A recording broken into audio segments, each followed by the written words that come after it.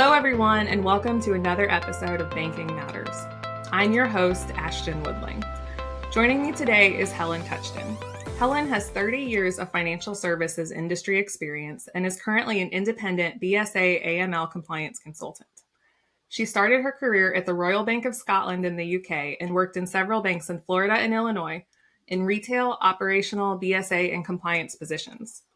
After working in institutions for over 17 years, she switched to the role of consultant, working for 2 different firms in Illinois before branching out on her own in 2020. Now, as the owner of Touchton Compliance Consulting, LLC, Helen helps financial institutions and fintech firms across the country strengthen their BSA AML programs by performing independent BSA AML audits, as well as offering customized consulting BSA AML assistance. On a personal level, I'm proud to call Helen a friend. I first met her when she performed a BSA AML audit for a mutual client and immediately felt this magnetic energy she has that just draws people in with her passion for BSA. Helen, thank you for agreeing to do a podcast episode with me. Well, thank you, Ashton. I appreciate you doing the invite. I was a little unsure at first. Those that know me know that I am much happier behind the camera than in front of the camera. That's just me. But I really do appreciate that personal extra touch for the invitation as well. So thank you again for the invite. I'm so happy you agreed. So one thing we do every episode of Banking Matters is we ask our guests to explain how they found their role in banking, because every time I say this, someone corrects me, but rarely does a child dream of growing up and dreaming of becoming a banker or some role in banking. And every time I say that, somebody says, well, actually. But anyway, how did you find yourself in banking? And it's always funny. You're absolutely right. When you told me you were going to ask this question up front, I was like, okay, but I almost do fall into that category. I did start banking right out of high school, literally at that 17, 18-year-old, young upstart that knew everything and nothing all at the same time. My mom had worked in a bank when she was in her 20s, and it was just one of those things. I had gone for, it was like a career school day event, and had met with some different banks there, and Royal Bank of Scotland was one of those entities that I had met with. And yes, it just kind of fell into my lap. So I started as a teller. They call them cashiers back in the UK. So I was a cashier at the Royal Bank of Scotland. I did some back office work, the old fashioned folding statements, trifold into an envelope and sticking them through the stamping machine. I did some proofing work in the back office, and at nighttime went to work did college work. And so I was there for the bank for just about a year, and then had moved to the States and continued that career in banking. So really, yes, my entire banking career, bar a couple of years, has been from one bank to another or a consulting firm. So yes, that's how I got started. I love it. So you really did just start from the beginning. Every time I say it, somebody's like, nope.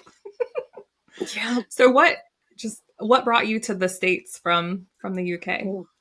Oh, you didn't tell me you could ask me that one. So yes, I was young, smarter than my parents, and had married a U.S. serviceman when I was just a teen, came to the States. That didn't quite last as long as my journey to the States has, but so thank you for asking that one, Ashton.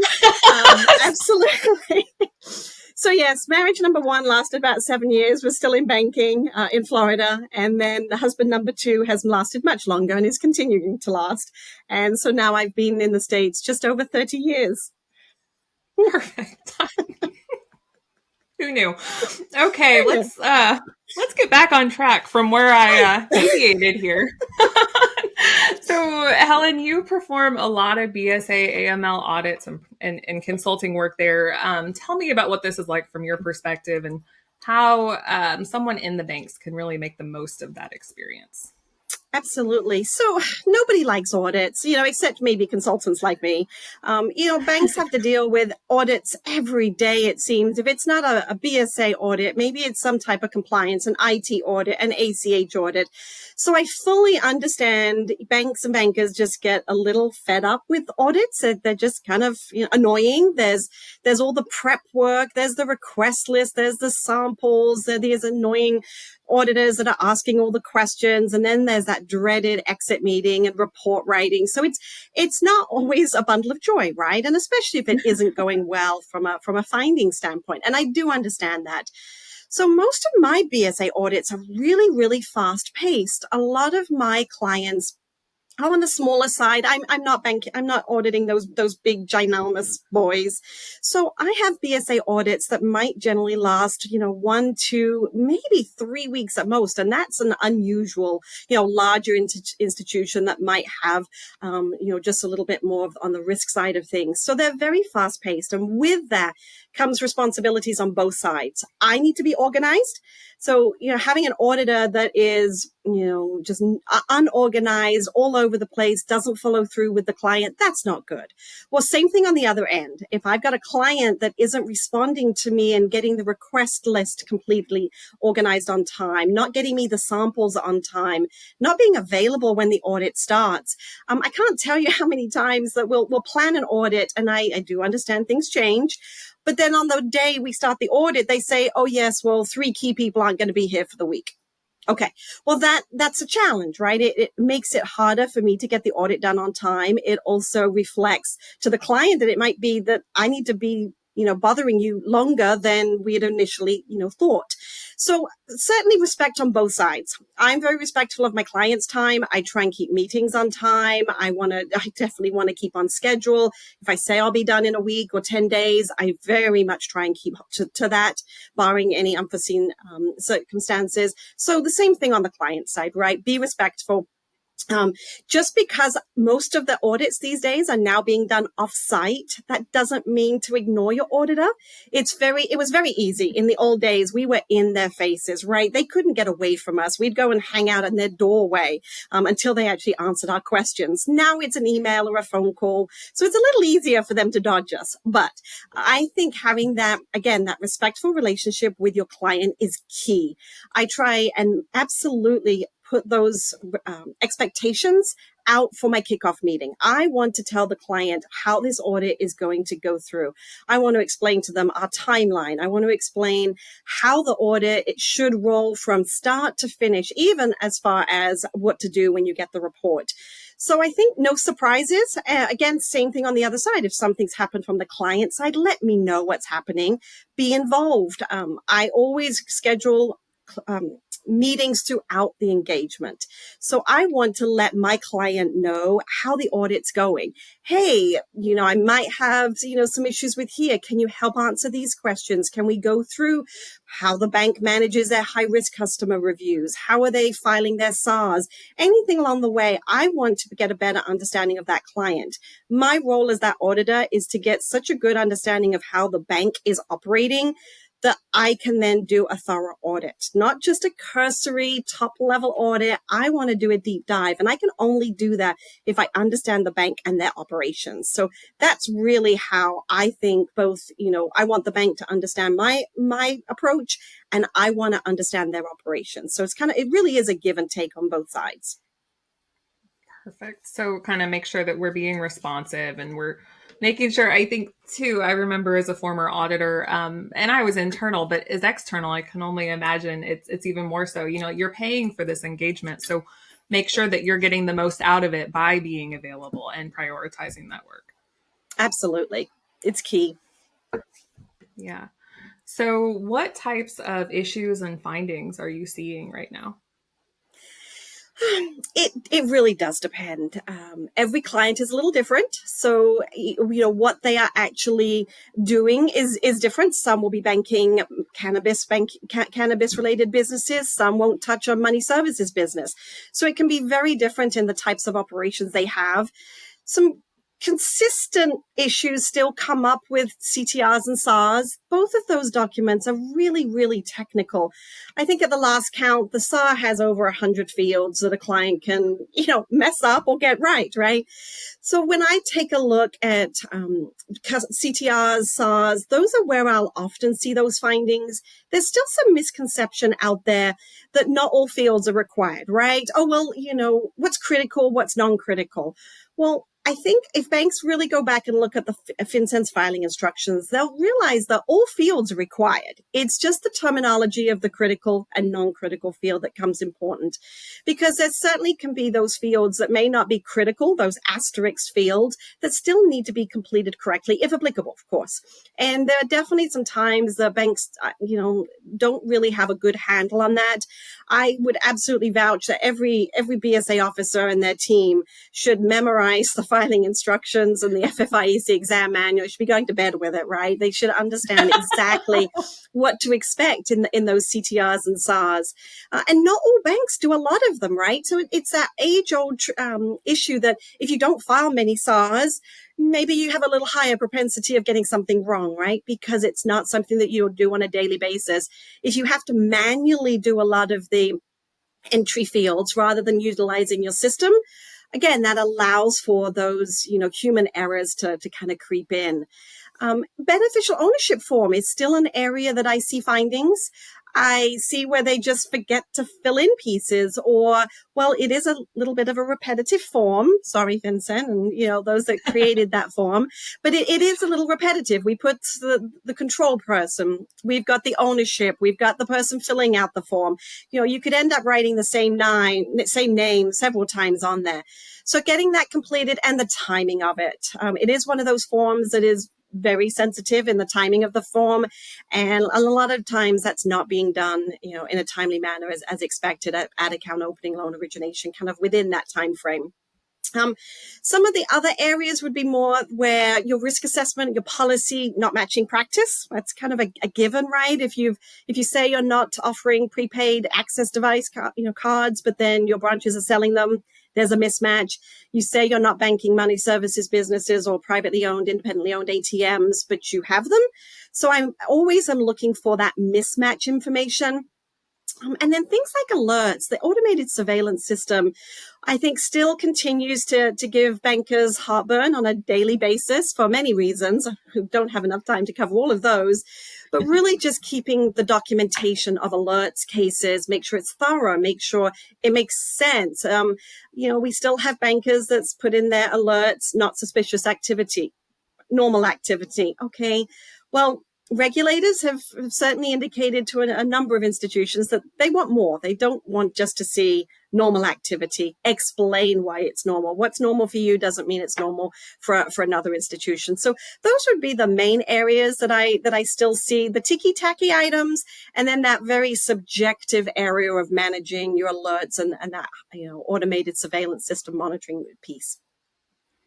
Of all of those, I'm going to throw your curveball, Helen. Which do you think is like the highest risk or that highest priority that banks really should be focusing on? I would actually have to say there's two of them. SARS are definitely a hotspot, right? If you file the SARS incorrectly, you're late filing the SARS. That's obviously, while that's not necessarily a technical content issue, having a process where you're not filing them timely is definitely a critical area. So make sure that those are being filed, and the continuing SARS. I believe banks seem to have a better handling of getting those new SARS down, but when it comes down to doing the continuing SARS, it's very easy for those 90 days to creep into that 120, and then we've obviously kind of hit that timeline buffer. So SARS are, I would say, number one, but right on the cusp of that would be the automated surveillance monitoring. Every bank, every institution, they're still dealing with staffing, right? How do you work all those alerts? You have to balance the volume of alerts to my staffing, right? We don't want to tailor the system to only identify the number of alerts that my bank can manage because I have two people working them. But at the same time, we know that the systems will often generate false positives, and it's not as easy just to ignore those, right? You've got to still identify why was it a false positive, and then how do we tweak that system to make it most effective for us. And that is not an easy balance. So I've definitely, I would bounce that. I might say one bank has a higher risk on the ASM and others have a higher risk on the SARS. I think your regulator might have a kind of a reasoning on why I switched that. I see some of the regulators might have a little higher propensity to focus on the ASM side, whereas others may not. So I would put those two at the top of my list for bankers to really try and, if they feel there's a gap, those would be the two areas I would say at least try and, narrow that, smaller that gap. Very good. And I agree with that. I have banks ask questions about continuing SARS a lot. So I know that that is the pain point. Yeah. So you've been doing this for more than a few days, right? Not your first rodeo. How have audits evolved in your time in BSA or even just the past 10 years? Absolutely. And we're back to the ASMs, the systems, right? 10, 15, 20 years ago, we didn't have the same volume of automated systems giving us that, ability to look more for suspicious activity.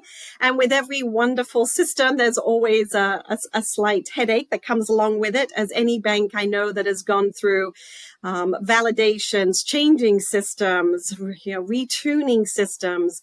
So the focus on ASM testing certainly is something I've seen an increase on my audits, right? You have to tweak the focus of the audit to really tailor what's happening with that institution. So are they a bank that uses one of those, well-known systems that you have alerts and you have cases? Are you using a very much a rule-driven system? Or behavioral driven? Is it a bit of both? Is it really just a report driven system where it's not necessarily pinging you live data where they're doing threshold, might just be doing threshold system tweaks, but it's not actually doing peer data review. So you've got these other customers that do no cash activity, and then this one cash intensive customer is just really out of the norm. So there's a lot of different systems, which also adds a little bit of pressure for the auditors, right? We have to be able to understand each of those systems and how they work. So I've learned that even though I may not be an operator of any of those systems, I've had to learn a little more about using those systems than I ever thought I would need to, because as an auditor, you need to understand what you're auditing, right? And if I'm using, maybe it's, I'll name a couple out there, right? Is it a Verifin? Is it a BAM Plus, a Brigo system? Is it a new monitor? Is it any of those types of systems? I need to understand how it works so that I can make sure that the banker that I'm auditing understands how it works. So I would definitely say I spend more time now on different varying pieces of the ASM system. Again, the monitoring, cases, documentation. Are they doing it timely? How long does it take them to clear alerts? So definitely a part of the ASM.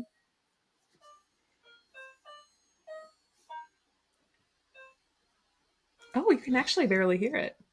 Oh, okay. I'll keep going. All right. And then the other pieces would really be that so much more of the testing is subjective.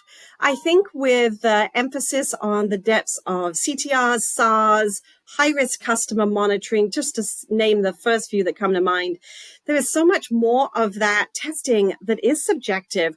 The filing instructions, FinCEN and FFIEC have done a really good job with their resources. We've got filing instructions. We've got the examination manual. They are really, really excellent resources to start with. But are they the be all and end all? No. Are there still areas that just cause a lot of frustration for bankers out there that I would love to see some additional FAQs, some additional clarifications? Because doing audits, that's always a hard part, right? I want everything to be black and white. I want to be able to tell the client they're doing it right or they're not doing it right, and here's why they're not doing it right. And I feel that's the hard part, because there are definitely times where it might be different, but is what they're doing wrong, or is it just different and their operations?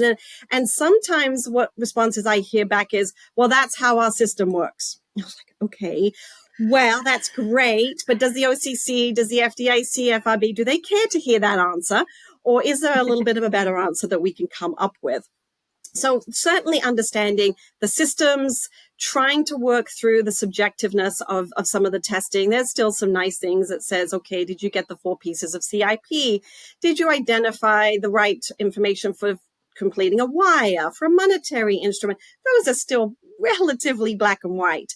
But I would say, those subjective areas and really trying to get into the meat of the audits takes so much longer now, because we're also the bankers themselves are doing more things. We've got crypto, right? We've got cannabis. We've got video gaming in certain states. Those things weren't around, or 15, 20 years ago. They certainly weren't around in the level that they are now for bankers to have to worry about, thus meaning we've got auditors that need to understand those processes, so much more than we did. Again, yes, a decade to, 15 years ago. Yeah, and I think that's just going to continue. I keep seeing focuses about how AI is going to move into this realm also, and that's just going to really exacerbate the issue you point out of banks really needing to understand what's in the black box. Yes, absolutely. Yeah. Okay. So, Helen, you deal with a lot of different banks. What have you heard or what have you seen the regulatory focus being lately?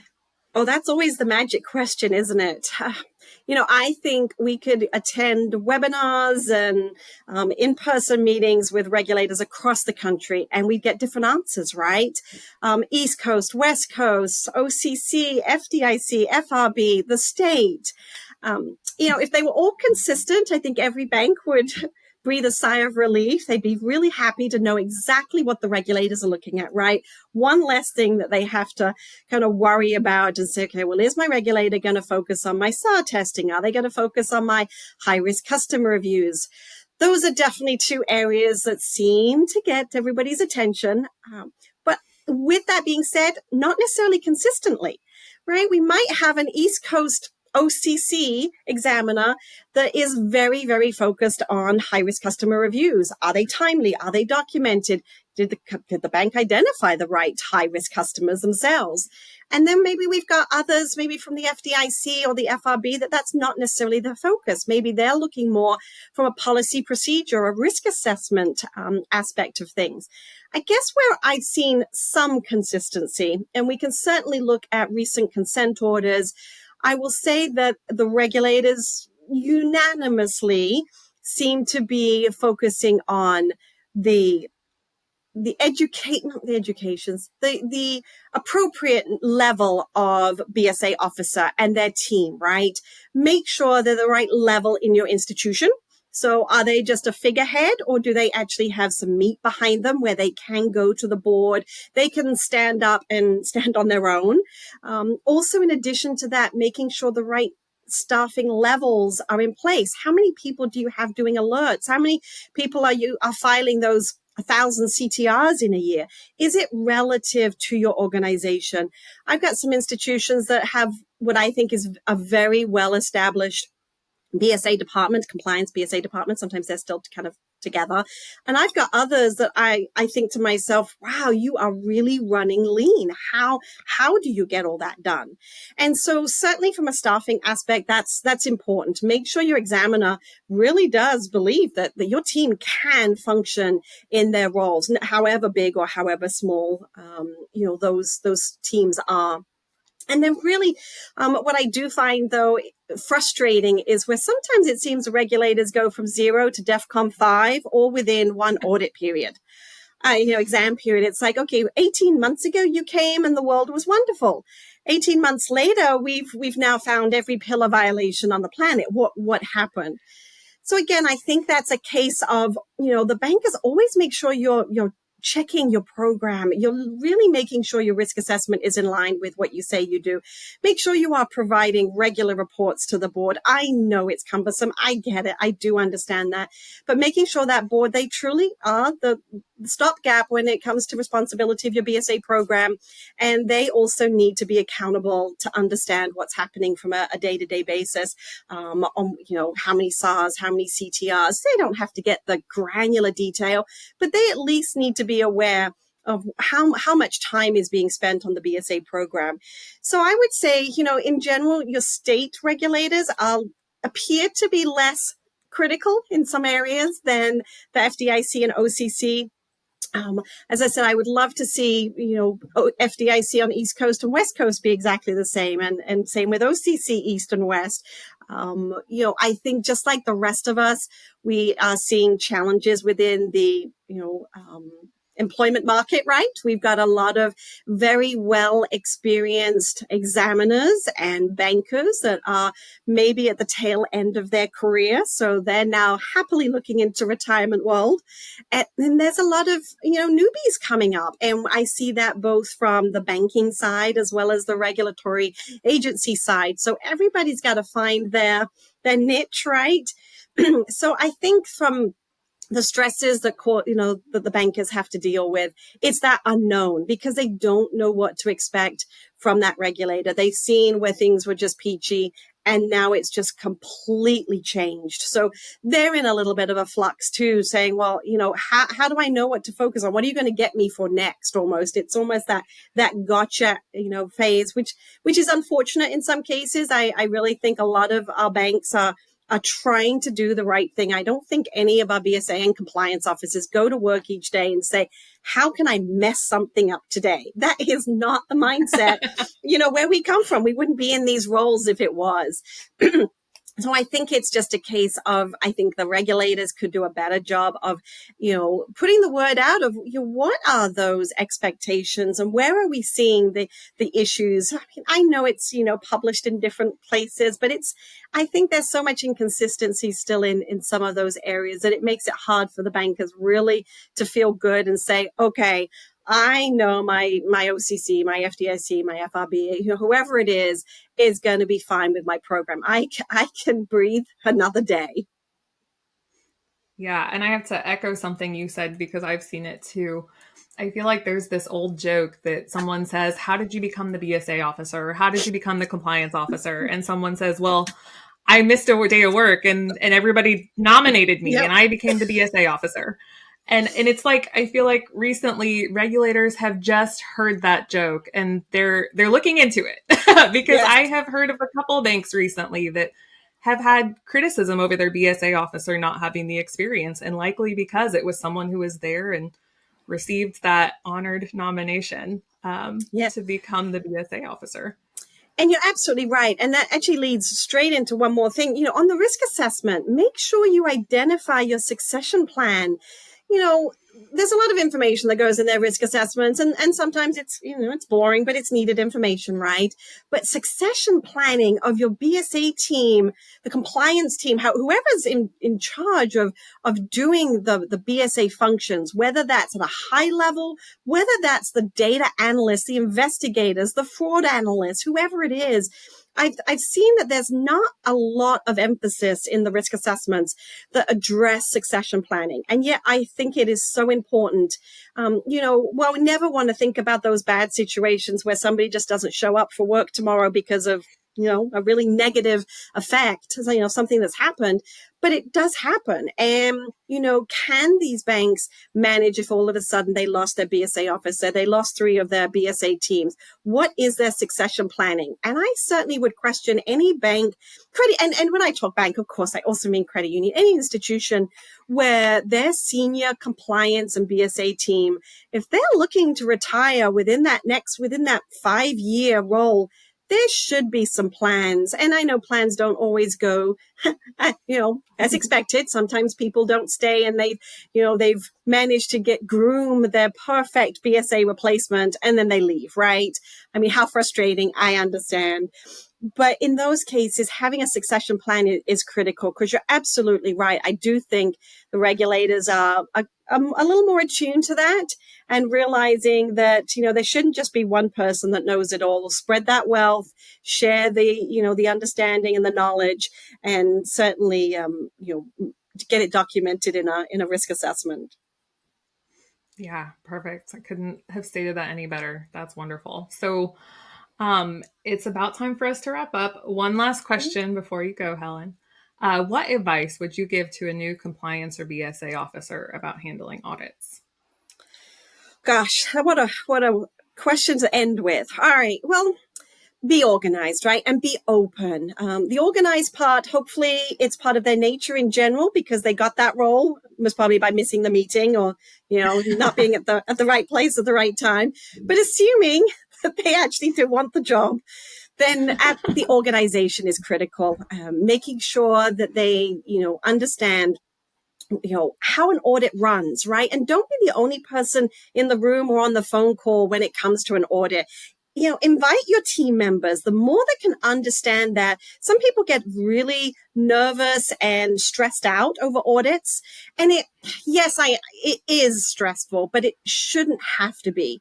So make sure you're organized, plan for regular touch points with your auditor. Again, that doesn't have to be BSA only, BSA compliance, ACH, whatever it is. Understand what that auditor is thinking.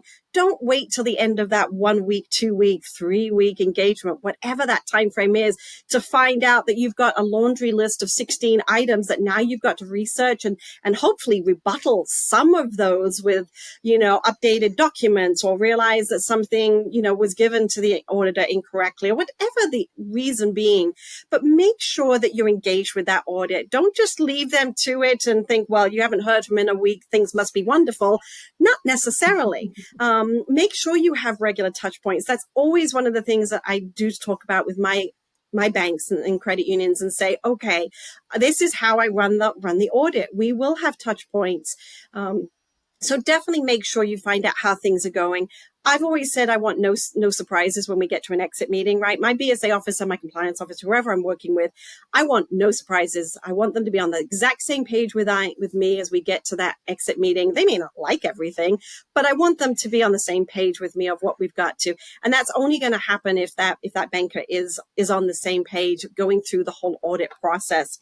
And then be open to auditor comments. We talked about, for a lot of this call, we've talked about subjectivity, right? So there isn't only one way to do everything. And it might be that maybe there's some inefficiencies going on, that the banker could actually glean some new information and some better ways to do something. So be open. We do have the wonderful opportunity of seeing lots of different clients, and they don't all do things the same way. Some do them better than others. Some we wish they could do it differently. But in general, there are definitely some ways that they can, find some improvements and ask questions. I know it's an audit. Don't start rambling on about, these 16 other things you want to talk to your auditor about. But there's a time and place to also, glean some information and some efficiencies. So I would just say be open to ideas, but also be ready to push back. If you think you've got an auditor that is being, maybe a tad bit unfair or cannot support their findings, absolutely don't sit back and just take that. Don't wait till the report comes out. Make sure that you're having those conversations right there and then through the time of the audit, or as soon as you know about them, to be able to counteract that. And that should be the same for an exam as well.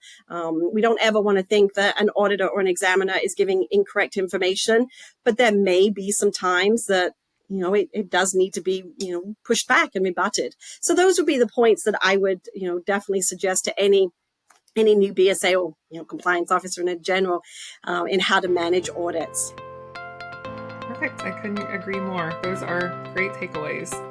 Helen, thank you for joining me today and talking about BSA. Well, again, thank you for the invite, Ashton. Really appreciated the chance to talk with you. And for the rest of our listeners, that's Banking Matters.